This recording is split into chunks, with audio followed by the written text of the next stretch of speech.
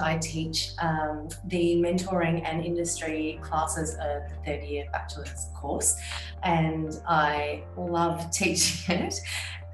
It's this kind of amazing space of like actualization and kind of our goals, our visions, what we want to do, how we want to engage with the world, the work that we're making right now, what is happening in the industry currently, and also where we see ourselves after PSC.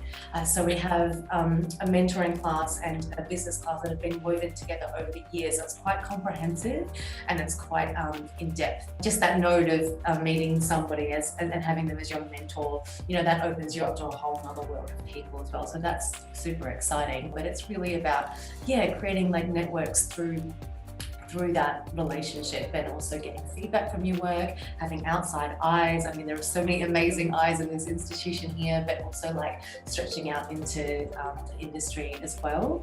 And, you know, so many students have assisting opportunities from that, have other work to come from that too. And, you know, some of the students kind of say things like, oh, they've already said that we're friends, you know, like it can be so personable, and it really leads to lifelong relationships. Yeah, for sure.